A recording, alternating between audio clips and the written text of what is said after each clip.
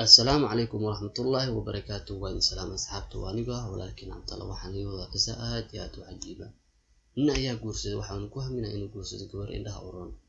بس مركي لو جورجي وقال إن السنة جبت يوكا منها بينك أيوك وش وبتين مركو مدتي دسا جبت أيها درتين وكفوا جانايا جبت أيها صود واتو حين كتر مالي ولا جاي بخير كل شرط كل حجرون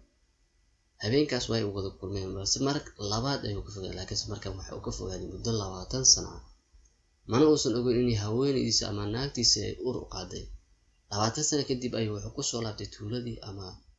gurigiisa meeshuu ku yaalay oo hore uga tagay markuu ku soo laabtay ayuu masaajidka u leeyahay masaajidka ayuu salaad u tagay markuu salaadii ka baxay kadib ayuu wuxuu arkay imaam cashar aqrinaya cashirka ayuu dhageystay cashirka ayuu aad u raacay dadka ayuu wuxuu diiday imaamkan magaciisa dadka ayaa wuxuu ku yiraahday imaamkan waxa la magaciisa imaam Anas aabisna waxa la dhahaa Maalik imaamka ayuu u tagay wuxuu ku yiri xaafadaada ayaa ku raacaya imaamka ayuu xaafad u raacay markuu xaafada tagay oo baab istaagay wuxuu ku yiri hooyada u tagay waxaan ku dhahdaa in ay banaanka tahay wax uu leeyahay laga yaabay khayrka inuu sharti ku dhex jiro hadaba hooyadii ayuu wiilku u tagay wuxuu ku yiri hooyada in ay banaanka tahay wax uu leeyahay laga yaabay khayrka inuu sharti ku dhex jiro